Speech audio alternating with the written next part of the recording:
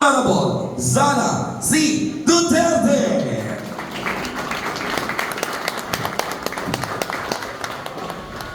Thank you. Maaari po kayo maupo. Mga kababayan, ladies and gentlemen, Assalamualaikum warahmatullahi wabarakatuh. Padayaw kayong adlaw kaninyong tanan. Magandang araw sa inyong lahat. Morning po. Una po ang aking pagpapasalamat kay Sir John de la Cruz at sa inyo pong lahat sa oras ninyo ngayong araw na ito na ibinigay para sa akin. Actually, ang request ko ay small group lang pero masaya ako at nagulat ako nung nalaman ko na madami ang pupunta para sa short gathering natin. Ang gusto ko lang naman ay mangamusta sa inyo at magpasalamat unang-una sa inyong boto, sa inyong suporta, sa inyong kampanya para sa akin noong nakaraang 2022 elections. Maraming salamat sa inyo. Pangalawa po ay ang pagpapasalamat ko sa suporta ninyo noon nung ako ay Department of Education Secretary at sa inyong patuloy na suporta sa opisina ng pangalawang Pangulo ng Pilipinas. Maraming salamat sa inyo. At syempre, ang pangatlong pagpapasalamat ko at huling pagpapasalamat, yun ay galing sa aming pamilya, ang pamilya Duterte. Napakalaki ng utang na loob namin sa inyo, mga kababayan namin, sa pagkakataon na ibinigay ninyo sa amin na makapaglingkod para sa ating bayan. Maraming salamat po sa inyo. Noong kami po ay nangangampanya noong 2022, nag-ano po kami, nag-byland po kami mula Davao City, paakyat ng Ilocos, tapos paikot, pababa, balik ng Davao City. Dumaan po kami dito sa area ng Bicol at pagkatapos ko pong nanalo bilang Vice President at naupo bilang Vice President, isang beses lang po ako nakabalik doon sa Naga para po doon sa problema namin sa mga teachers na naging biktima ng krimen doon sa Naga. Mabilis lang yung biyahe namin noon. Pinuntahan lang namin yung mga teachers at kinausap namin sila. At tinulungan namin sila kung paano gagawin yung kaso nila kontra doon sa suspect na tinuturo nila. Tapos masaya ako dahil nung nakaraang linggo, nakatanggap ako ng invitation. Sabi nung kaibigan ko na tiga-Naga, kung libre daw ako, ay iniimbitahan nila ako na ma-witness yung 100 years na centennial mass, ay 100 years na mass ng centennial coronation ni Ina. So, nandoon kami nung Friday para umattend ng misa at binisita din namin yung mga kaibigan namin doon sa Naga. Kaibigan namin simula noong 2015, 2016, 2019 at syempre yung mga kaibigan na noong 2022 na tumulong sa aming kandidatura. Eh pagkatapos noon, sabi ko, puntahan natin yung island barangays ng Vinsons para tingnan yung makausap yung mga tao. Kami kasi sa Davao City, wala kaming island barangays. Pero napansin ko, maraming probinsya ang maraming mga island barangays. So, pumunta kami doon sa Calaguas. Nakausap namin yung dalawang kapitana nila. Doon sa kanila, 3 babaeng kapitan, 3 barangay. Yung isa wala doon. So, nakausap namin yung barangay council ng 2 barangay nila. at nakapagsabi sila kung ano yung mga pangangailangan nila doon at ano yung mga nakukuha nila galing sa national government. Tapos ngayong araw naman na ito, nag-schedule kami para dito sa DAET, para sa inyo, at sa Legazpi, sa Albay, para sa mga kaibigan din namin doon sa Legazpi, sa Albay. Kung hindi nyo pa po alam, meron pong Office of the Vice President Satellite Office nandoon po sa Legazpi. Yun pong opisina namin doon, sila po yung nagbababa ng medical assistance, burial assistance, livelihood projects, entrepreneurship projects namin at iba pang mga proyekto ng Office of the Vice President. Maliit lang kami na opisina, maliit lang din yung scope ng budget namin, pero sinusubukan namin talaga na ibigay siya doon sa mga underserved na municipalities sa Bicol region.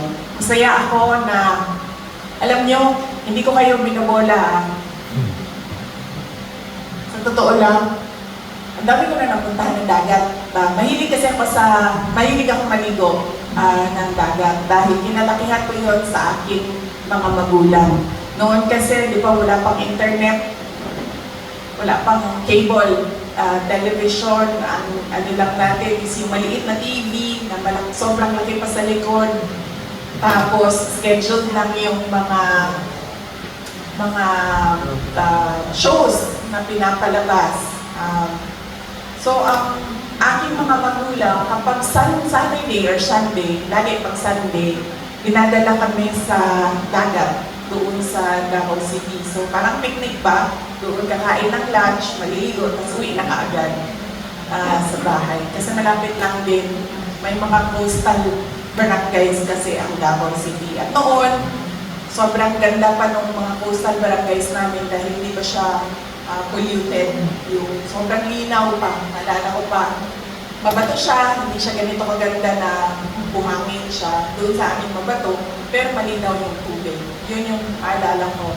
At syempre, kapag yun ang paulit-ulit na ginagawa nung ikaw ay bata pa, nadadala mo siya kapag ikaw ay may edad na. So, pag ako nag-iisip na mamasyal, lagi ang una niyan is kung nasaan yung dagat. Tapos, noon, nabisita ko ang Masbate dahil nagka-problema, kung maalala ninyo, nung DepEd ako, nagka-problema sila sa NPA doon dahil may enkwentro na malapit sa paaralan. Tapos yung mga bata at yung mga guro ay natakot na pumasok sa school, kaya pinuntahan namin, nag-request kami ng stress debriefing sa mga first responders ng Department of Education. Kinausap namin yung mga bata at kinausap namin yung mga teachers na kung anong gagawin, kung takot pa yung bata pumasok or takot yung teacher na pumasok. So nakabisita ako sa Masbate at nung panahon na yon, sobrang dami ng binisita namin na municipality kasi lahat sila apektado. Naghahabulan kasi yung operation ng military tsaka ng hinahabol nila na NPA. So, yung magkatigit-tigit na mga municipality, apektado sila. Pila ka buka ito ang yatuan ito? 7 municipalities yung binisita namin sa Masbate. Tapos, kailangan namin mag-overnight doon at nag-overnight kami sa Municipality of Balud sa Masbate. Sobrang ganda nung kanilang dagat doon sa Masbate. Nasabi ko na isa yon sa mga pinakamaganda na nakita ko. Pero nung pumunta ako dito sa Camarines Norte, pumunta ako sa Calanguas, walang makakatalo sa Camarines Norte na ganda ng islands ninyo. Sobra. Akala ko nga, di ba lagi na sinasabi ng mga tao na sa Palawan, syempre Boracay na talaga yun eh. World known na siya. Pero pag magtatanong ka sa mga tao na nakaikot ng Pilipinas, sasabihin nila maganda sa Palawan. Maganda ang dagat sa Palawan. Nakapunta akong Palawan sa Coron, pero masasabi ko talaga na yung mga dagat dito sa Bicol Region, sila yung mga nasa taas, top of the list. At nasabi ko talaga na walang mga katalo, kasi nakapunta na rin ako ng Phuket, Thailand. Walang makatalo talaga sa ganda ng mga isla ng Pilipinas. Meron ako nakita na sa tingin ko lalaban dito sa Bicol Region, pero hindi kasi ako nakapunta doon sa island. Nakikita ko lang siya sa airplane. Kapag mababa na yung lipad ng airplane, nakikita ko yung mga islands nila, pero hindi ko pa yun napuntahan ang Sulu. Ang mga islands doon sa tabi ng Hulong. Sobrang ganda ng kanilang lugar. Isa yon sa mga pangarap ko na magbisita yung mga island barangays ng Hulong doon sa probinsya ng Sulu. Kaya yon, sobrang saya namin at masaya din kami dahil pagdating namin doon, sabi ng mga taga-Calangguas, sabi nila, ay, ang swerte mo kasi ganitong panahon, maano na daw yung dagat, maalon na daw yung dagat. Sabi niya, hira na ang tumatawid dito pag ganitong panahon kasi malaki na yung mga alon. Pero nung 2 araw na nandun kami, maganda yung panahon. Pinagbigyan, sabi ko nga doon sa isang banggero, sabi ko pinagbigyan kasi kami ng Diyos. Tumawa siya ng tumawa. Kahit si Mayor kanina, doon sa Vinsons, nag-courtesy call ako sa kanya sa Municipal Hall. Sabi niya, alam mo, ngayon lang ako nakabiyahe ng Calangguas na ganitong panahon na walang alon sa dagat. So, sobrang saya dahil pinagbigyan ni Ina ang pag-ikot sa Bicol. So, yun po, yung iba ko pong mga pinagdadaanan, alam niyo naman na po yun. Hindi ko na po ikukwento ulit sa inyo lahat. Sa totoo lang, hinahanap nila ako doon ngayon sa House of Representatives kasi pinag-uusapan nila ang budget ng Office of the Vice President. Siguro naka-livestream sila doon, hinahanap nila ako. Pakisabi na lang, nandito ako sa inyo. Sabi ko sa kanila, binibigay ko na yan sa inyo kung anong gusto niyong gawin sa budget ng Office of the Vice President. Bahala na kayo. Basta kami, kung anong meron, yun ang tutuloy-tuloy ang trabaho ng Office of the Vice President. Kung ano pong matulong namin sa opisina namin, sa Legazpi, Albay, ang coverage po nila ay buong Bicol Region. Konti lang po yan sila pero sinusubukan nila na mapuntahan lahat. Kung ano pong matulong namin, ipaalam niyo po sa amin dahil alam ko na pinili ninyo ako para magtrabaho sa bayan. Mga kababayan, ang lahat po ng ginagawa natin ay para sa Diyos, sa bayan at bawat pamilyang Pilipino. Maraming salamat po.